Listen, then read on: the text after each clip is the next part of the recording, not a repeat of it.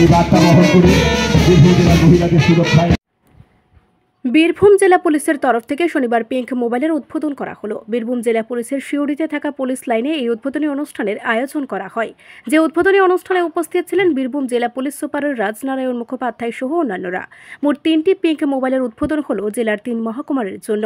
Pink mobile আসলে মহিলা police দ্বারা পরিচালিত একটি মোবাইল ভ্যান, যা মূলত নারী সুরক্ষা থেকে শুরু করে নারী সহযোগিতার জন্য কাজে লাগানো হবে। মূলত মহিলা পুলিশদের নিয়ে যে উইনার্স টিম রয়েছে, সেই উইনার্স টিমের সহযোগিতায় এই পিঙ্ক মোবাইল কাজে লাগানো হবে।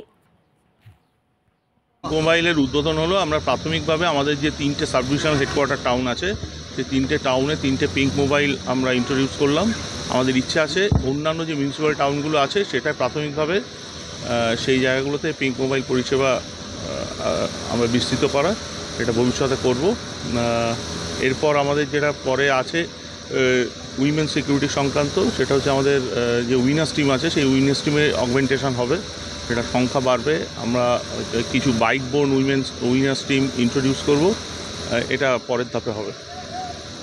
পিঙ্ক মোবাইল পরিষেবা হচ্ছে এটা সম্পূর্ণ উইমেন পুলিশ পার্সোনেল যারা আছে তাদের দ্বারা পরিচালিত, এবং 112 যেরকম 112-এ ফোন করলে আমরা আমাদের মোবাইলকে অকুস্থলে পাঠানোর যে ব্যবস্থা, সেই ব্যবস্থাটা এটাতেও থাকবে। আর সম্পূর্ণ যে উইমেন পুলিশ ফোর্স তার দ্বারা পরিচালিত হবে।